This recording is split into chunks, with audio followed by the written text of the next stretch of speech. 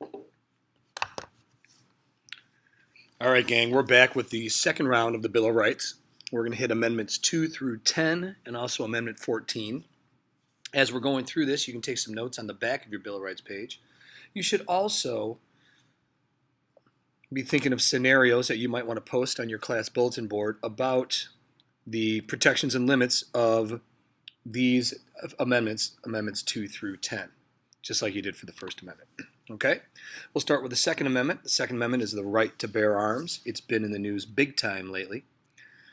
The amendment reads, a well-regulated militia being necessary to the security of a free state, the right of the people to keep and bear arms shall not be infringed.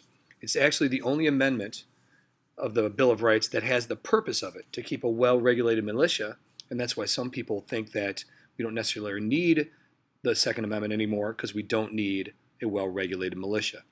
This is definitely in the news. If you're looking for a news article about it, obviously there's going to be some information out there because of the tragedy in Las Vegas society.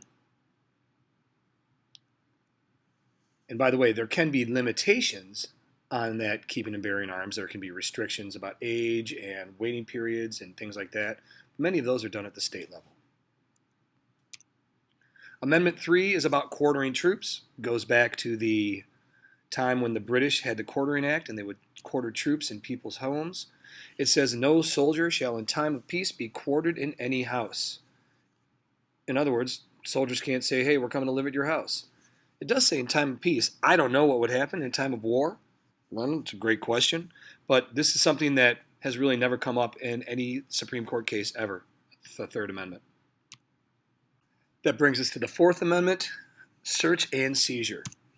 This amendment came from the colonial times as well, when the British government could search people for any reason at any time. They were called the writs of assistance. The framers made sure that they were limiting the power of the government to search people. So it says, the right of the people to be secure in their persons, houses, papers, and effects against unreasonable searches and seizures shall not be violated. No warrant shall issue but upon probable cause. In other words, there's no unreasonable search and seizures. If the government is going to search your house, they're going to need a warrant. If the government is going to search your body, they have to have a reasonable process for doing it, and it's got to be probable cause or just reasonableness. Like, you can get searched when you go on a plane, you can get searched when you go into a government building, but they can't just search certain people. That would be unreasonable. If you are running away from a crime scene, you can be stopped and frisked. That would be considered reasonable. They wouldn't need a warrant for that. You can also be searched. Your car can be searched if you're pulled over, if they have a reason to suspect that there might be something in your car or a boat or things like that. So there are limits to that freedom. But where that freedom is really, really kind of airtight is pretty much in your house. If the government's going to search your house, they're going to need to get a warrant, and that warrant needs to be based on probable cause. They can't just make up a warrant. They've got to have a good reason for searching your house and getting a warrant. And that also includes like searching your phone records, searching your bank records, things like that. If any evidence is found with an illegal search, it can be not used. They can't use it in court. That's called the exclusionary rule. If they find evidence in my house, the police break into my house and find out that I'm running some huge tropical pet or tropical fish smuggling ring, but they didn't have a warrant, they can't use any of the evidence they found. Again, that's the exclusionary rule. The Fourth Amendment has been expanded as to the right to privacy. And the court will always ask, where do you have a reasonable expectation of privacy? It's something like, if I put my garbage out on the curb, do I have a reasonable expectation of privacy? Can the government go through my garbage if it's out on the curb waiting to get picked up? The government has said yes, or the courts have said yes, they can, because I don't have an expectation of privacy there. So that's something that they'll always look, where do you have a reasonable expectation of privacy? Now we get to Amendments 5 and 6. These are the rights of the accused persons and your trial rights. Amendment 5 says that you have to be presented with a grand jury, nor shall any person be subject for the same offense to be twice put in jeopardy, nor shall anyone be compelled to be, in any criminal case, to be a witness against himself or herself, nor be deprived of life, liberty, or property without due process of law. What does this mean? Well, number one, you got to, if you're going to be charged with something, they got to have a grand jury to take a look at your charges. These are for crimes if you broke the law. No double jeopardy. You can't be tried twice for the exact same crime. The government gets one shot at you. If they find you not guilty, but then new evidence comes out, 5 years later, they can't try you again. That would be no double jeopardy. You have no self-incrimination. You guys have all heard this before. You have the right to remain silent. Anything you say can and will be used against you. That right is pretty protected. I mean, they can't beat a confession out of you. They can't, waterboarding. Not supposed to do that. They can't shock you or give you truth serum or something like that.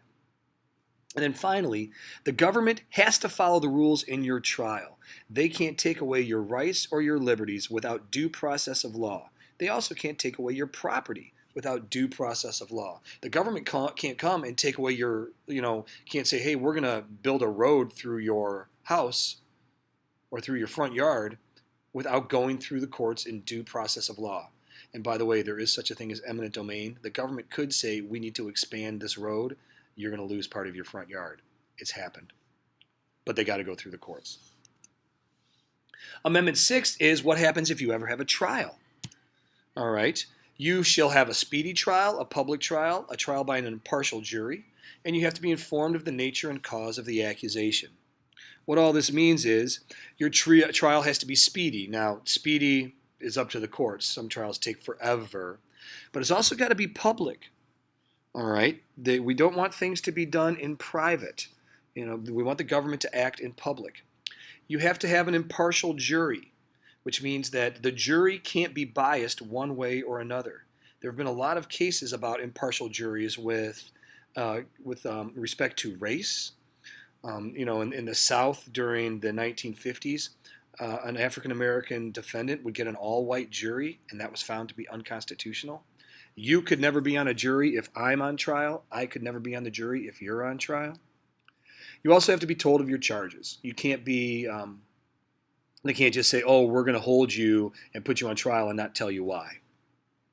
The Sixth Amendment also says that you can be confronted with witnesses, you can have witnesses in your favor, and you have the assistance of counsel. In other words, if there are witnesses that come up against you in a trial, you or your lawyers can cross-examine them. You get to ask them questions too. You can also have witnesses in your favor. The government can't just say, hey, we've got witnesses, but you can't have any witnesses. Now, I could be a witness in your court case. I can't be on the jury, but I could be a witness. Of course, the last thing is you have a right to an attorney or a lawyer. And if you can't afford one, one will be provided. That came out of a Supreme Court case in the 1960s and 70s. So those are all your trial rights. If you think about it, the Fourth Amendment, how the government can get evidence against you.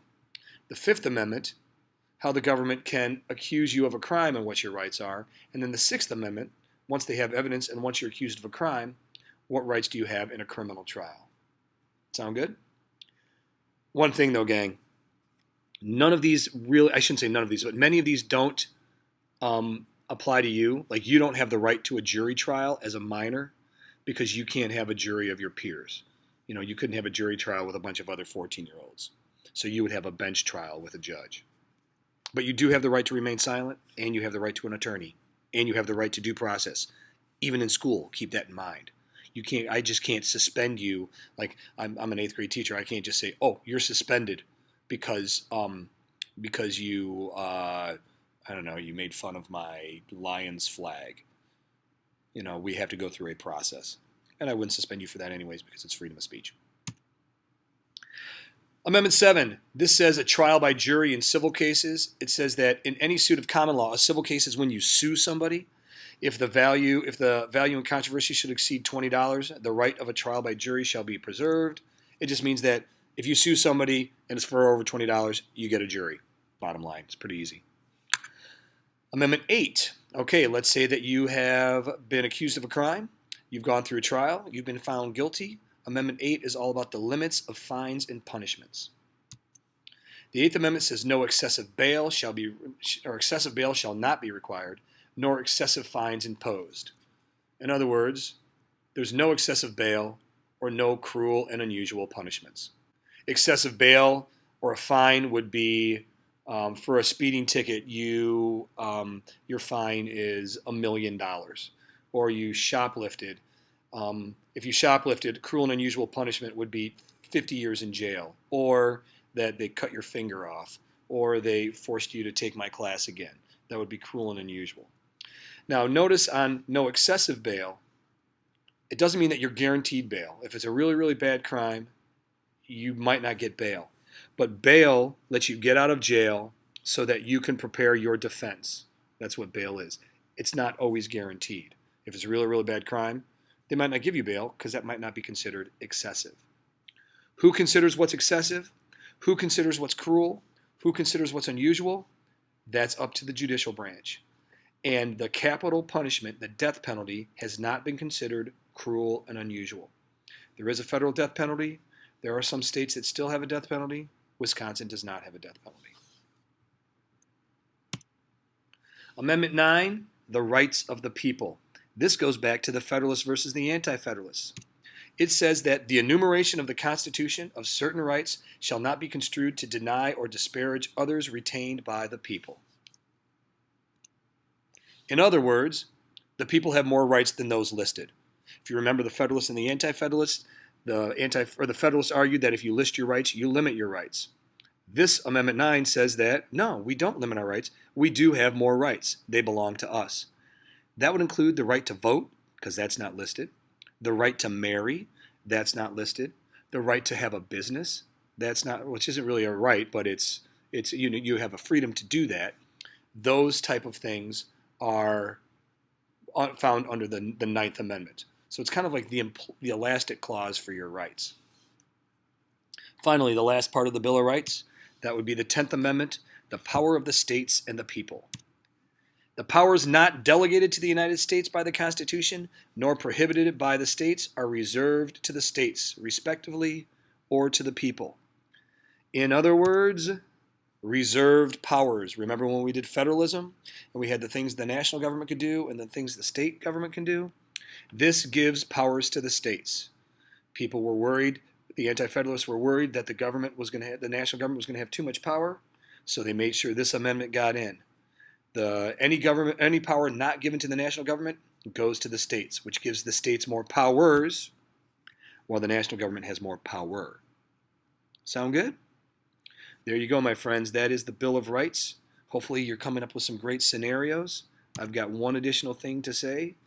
Amendment 14. We're not going to get to Amendment 14 in history until after the Civil War. But as we look at society today, the 14th Amendment did a lot of things. It's really, really important. But in part, it made the Bill of Rights apply to all 50 states, somewhat. It's known as selective incorporation. I said it at the start of the First Amendment presentation. But basically, this means that the state governments and your local governments and your public schools have to follow the Bill of Rights. There is some wiggle room in there. That's the somewhat, and that's why it's selective incorporation. Okay? Now, if we ever wanted to add another amendment, this is the process for adding another amendment. You don't have any notes on this, but you should know how to do it. It can be proposed by 2/3 of a vote in the House of Congress, or proposed by a national convention. It then gets sent to the states, where it's got to be ratified by 3/4 of the states in the legislature or state conventions. It can go this way, it can go this way, it can go this way, it can go this way. And that's fast and confusing, so here's what I want you to know, my friends. Amendments are proposed nationally and ratified locally in the states. Right now we have 27 amendments, 10 are in the Bill of Rights. We'll get through some of the other amendments as we go through history. But if there ever is going to be an amendment, it would have to be proposed nationally, ratified locally. It's in the Constitution, it's in Article 5. You can go back to your Article 5 and check it out. All right? That's all I got for you for the Bill of Rights. We're going to talk about amendment. All right, gang, hopefully that helps explain amendments 2 through 10. When you're done with this, if you can put some what ifs on your section, that would be great. Mine is, what if can a person be fined $1 million for a small crime like shoplifting? You already know that they can't do that. All right, the government can't do that. And then if you can post your most and least important amendments from 2 through 10 in here, that would be fun. And then finally, if you are interested, there are some really cool Bill of Rights games out there. I found a new one. This one right here, that's your right. This is really a cool game. It's pretty slick. You really got to know your Bill of Rights. You actually play like a card game against the computer, or you can play a multiplayer game. You choose amendments that go into your little tokens here. Let's see, I'll do no self-incrimination. I'll do the right of a trial by jury. I'll do no cruel and unusual punishment. Those are my tokens. And you're going to get cards that you can put your tokens on. I'm going to go first here. I look at my cards down here. So I'm going to look at them, talking trash. State law says you'll get a life sentence for littering. I can look at all these. And for each one of them, I can get points. And my opponent can get or lose points as well. So let's say this one. State law says you'll get a life sentence for littering. Well, I know that would be not true for no cruel and unusual punishment. So I'm going to bring my token down to here. Then I'm going to take that token and put it here. Play the card. And it's a match. I got a new card here. It says I can draw a card. I'll do that. It'll give me another little card down here. Because I don't have any tokens left, I can't play any more cards, so I end my turn. My opponent gets 1 point. I get 2 points. Now it's their turn.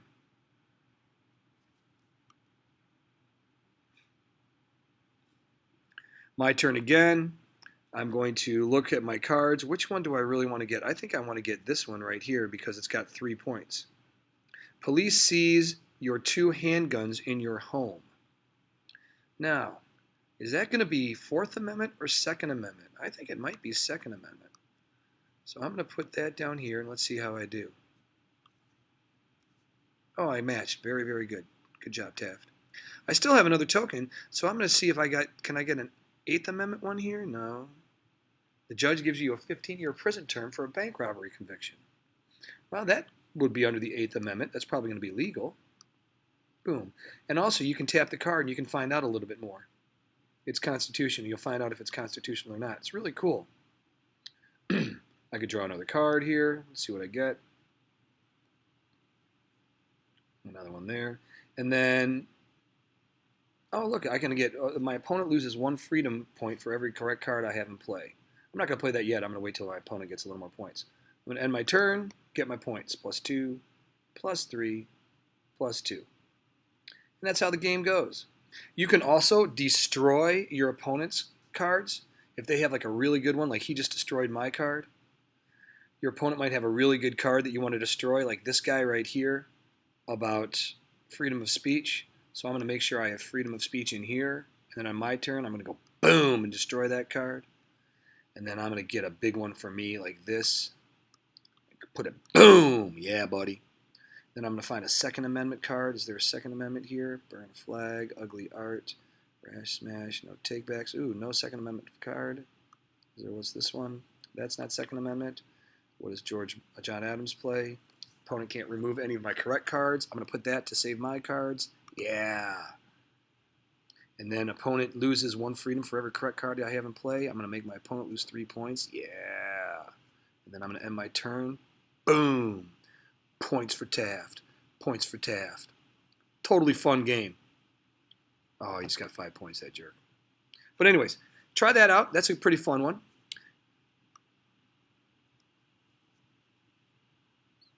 You can also try a big head game. Do I have a right? You got to have a login. It's kind of fun. You try to help out, try to help people with their cases on and you want to enable the tips with their cases about the Bill of Rights. I'll be this dude right here. This is me. Enter my name. Put Czar Taft. Oh, Chuck Free Press. I'll pick him. I like that guy. Go, blah, blah, blah, blah, blah, blah, blah. And then the game goes, and then you kind of got to play. You got to tap around. You got to move around. People will come in. They'll ask you. Here's somebody who comes in. They'll say, here's a client. Here's their story. Vice President wants to hold a huge rally. He says everyone in my town must attend. Do I have the right not to attend the rally? You don't have the right. You do have the right. I think my client has a case. All right. I'm going to introduce you to this guy because this guy is a First Amendment lawyer. Comes over to this guy. Toot, toot, toot, toot, toot. We choose a right. First Amendment, freedom of expression. I'm going to say it matches. Yada, yada, yada.